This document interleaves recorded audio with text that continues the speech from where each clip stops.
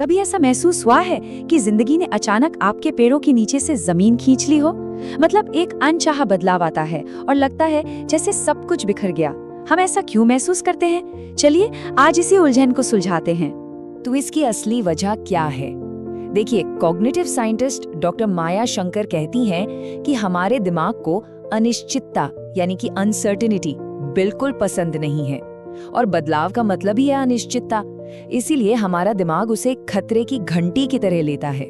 और देखिए, सच्चाई तो यही है, बदलाव कोई चॉइस नहीं है, ये जिंदगी का हिस्सा है। हम इससे भाग तो नहीं सकते। तो सवाल ये नहीं है कि बदलाव आएगा या नहीं, सवाल ये है कि जब वो आएगा तो हम उसका सामना करने के लिए कितने तैयार हैं। तो सबसे पहले ये समझना जरूरी है कि ये डर सिर्फ एक एहसास नहीं है। इसकी जड़ें ना हमारे दिमाग के काम करने के तरीके में, हमारी साइकोलॉजी में बहुत गहरी हैं। आइए जरा देखते हैं कि साइंस इस बेचैनी के बारे में क्या कहता है। एक बहुत ही दिलचस्प स्टडी पर नजर डालते हैं। इसमें लोगों को 2 ऑप्शन दिए गए, या तो आपको 100% बिजली का झटका लगेगा या फिर 50% चांस है कि लगेगा। और हैरान करने वाली बात पता है क्या थी? जिन्हें 50% वाला ऑप्शन मिला वो ज्यादा तनाव में थे। इससे ये साफ होता है कि हमारा दिमाग एक जानी पहचानी मुसीबत को एक अनजानी मुश्किल से बेहतर मानता है। हम बस जानना चाहते हैं कि आगे क्या होने वाला है, भले ही वो बुराई क्यों ना हो। अच्छा, अब बात करते हैं हमारे दिमाग के 2 ब्लाइंड स्पॉट्स की, मतलब सोचने के ऐसे 2 तरीके जो हमें पता भी नहीं चलते और हम अनजाने में बदलाव को रोकते रहते हैं और अपनी ही जगह पर अटके रह जाते हैं। और ये मजेदार भ्रम हम सब में होता है।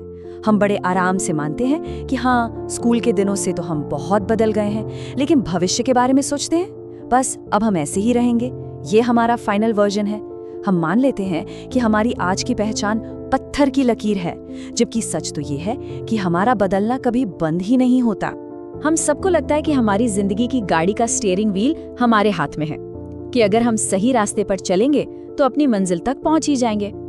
लेकिन फिर जिंदगी में एक अनचाहा मोड़ आता है, कोई बीमारी या नौकरी का चले जाना, और हमारा ये जो कंट्रोल का बुलबुला है ना, वो फूट जाता है। और अचानक हमें एहसास होता है कि हम कितने कमजोर हैं, और ये एहसास हमें अंदर तक हिला देता है। अब जरा और गहराई में चलते हैं। तब क्या होता है जब बदलाव सिर्फ हमारे प्लान्स को नहीं बल्कि इस सवाल को ही हिला देता है कि मैं हूं कौन?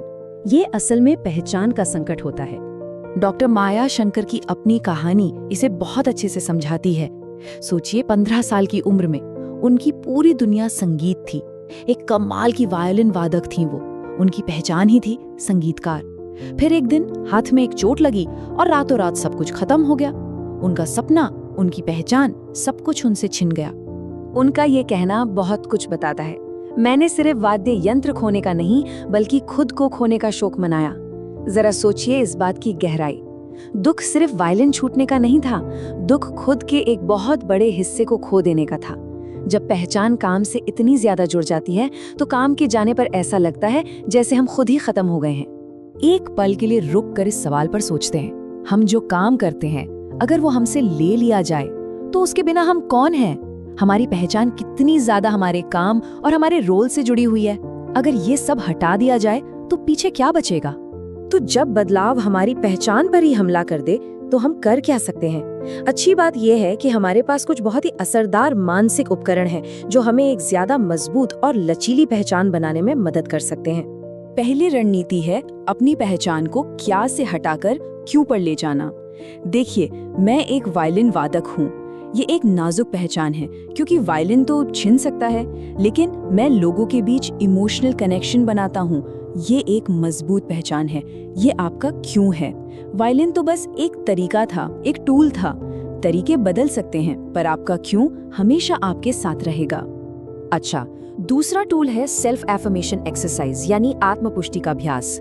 इसमें करना बस ये है कि उन सभी चीजों के बारे में लिखना है जो आपके लिए मायने रखती हैं और जो उस बदलाव की पहुंच से बाहर हैं, जैसे आपके रिश्ते, आपकी हॉबीज, आपकी वैल्यूज। ये एक्सरसाइज हमें याद दिलाती है कि हमारी पहचान एक अकेले खंबे पर नहीं बल्कि कई सारे पिलर्स पर टिकी है। आप सिर्फ एक रोल नहीं है, आपके अंदर एक पूरी दुनिया है।